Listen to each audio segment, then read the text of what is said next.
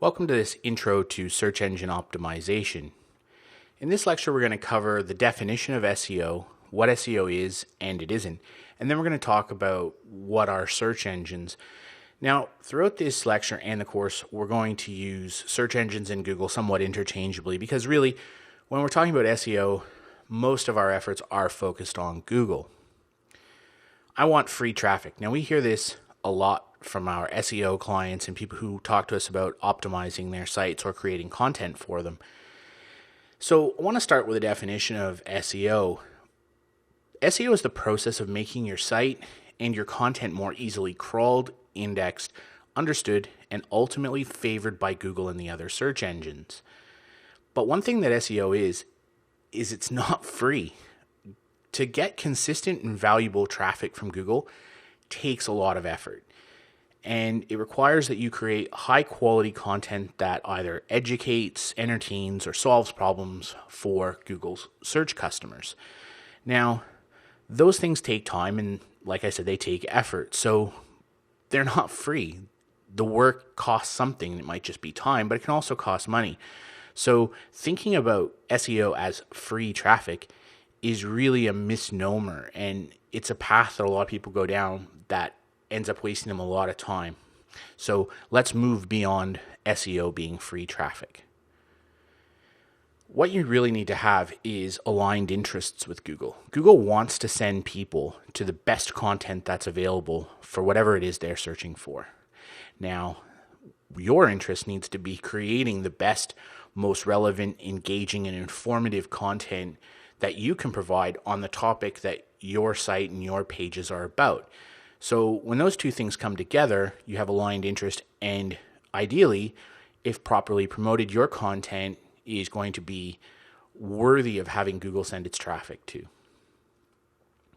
Now, SEO is also a long-term investment. It starts by understanding your market. You need to know what people who you're targeting want to know about, what problem they want solved, the information they need to take the next step in whatever journey they're on. And to do that, you have to create that content for your audience, not for Google. The search engine rankings are almost a byproduct of solving problems for the audience. And like I said, you want to solve those problems with your content. And you need to create content consistently. So that's part of the investment. You can create one or two key pieces of content and never do anything else. But what's going to end up happening is Google is just not going to come back. They're not going to make the investment of their resources consistently scanning your site. And as your content ages, it becomes slightly less relevant, or more relevant content appears on other sites, and Google will eventually send that traffic elsewhere. So you need to create content consistently.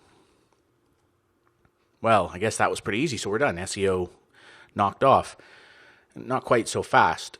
One of the things that's important about content, and I've already mentioned it, is you need to promote it properly. So you have to create the content, you have to solve the problem, but you need to go out there and tell people about it. Google is not the only source of traffic. If you're dependent on SEO for generating all of your audience, you're in a very risky game. So you've got to do some work as well. One of the other things you need to focus on are some of the mechanics. So your site structure, well-crafted content, and simple navigation. These are all the keys to good SEO, and it's the things we're going to talk about in future lectures. You want to make it as easy as possible for Google to come find your site, find your content, and understand what it's about. That's one of the key aspects of SEO, is that having a good structure in place makes it easy for Google to find and expose your content to their audience on topics that people want to search for and want to find good information on. So you might be thinking, that's great, I've done all the work, but how does Google know to find my site? So they have this process that's called crawling, and basically they have these spiders, and these spiders go out and they crawl sites and pages across the internet. Now they do that by following links. And then they go through and crawl through the content on the page. Once the content's been crawled and spidered, it's then copied into Google's index. So there are these crawling signals, and basically the main crawling signals are inbound links to your site. So the more links that you have, the more opportunities that Google has to find your site and go to it and crawl your content. And more links means that your pages obviously are more relevant, more interesting, has a wider audience, so Google wants to know more about them. Now, we'll talk a lot about links throughout the course, but backlinking has changed a lot. And in a future lecture, we'll talk about some of the idiosyncrasies and changes with Penguin and Panda around linking. But for now, just know that inbound links are the things that will help Google come to you.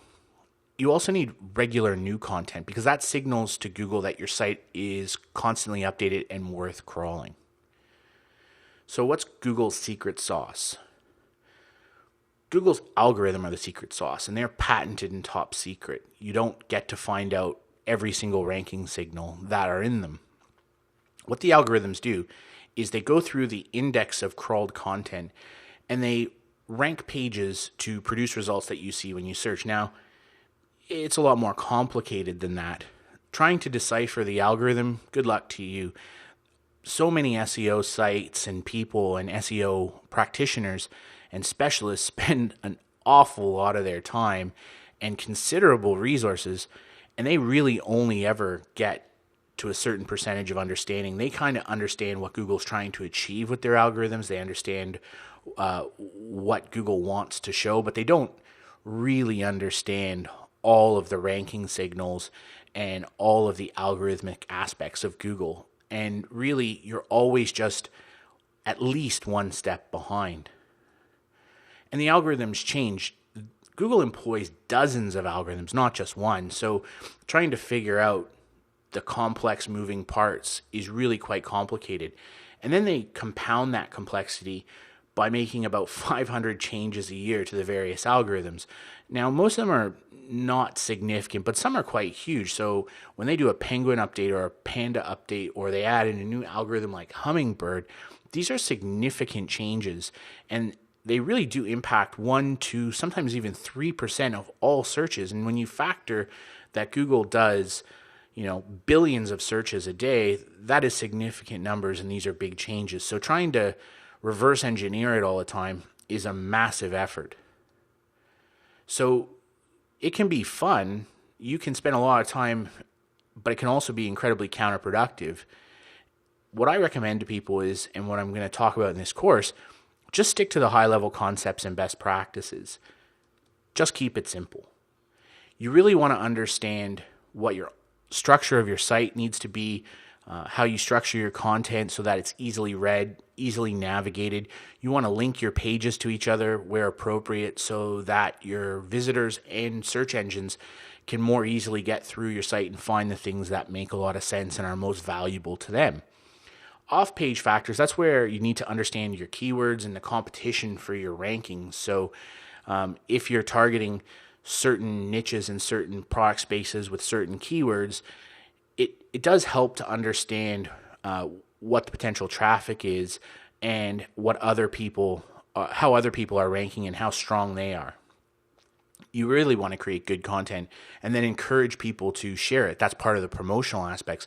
And importantly, backlink to it where relevant, because those backlinks, while backlinking has diminished in Google's opinion as a ranking indicator, it's still the most important ranking indicator. So let's summarize. SEO is not free traffic. You have a good start by just getting that out of your mind straight away. They will send traffic to you if you have valuable content, and it will help their users meet their search request. That's the most simple answer you can give.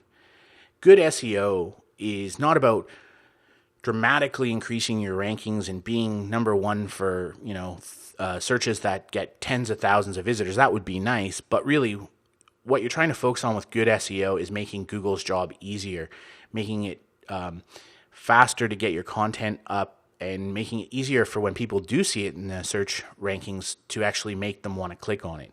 So stick to the basics and do those basics really well, and your SEO will take care of itself.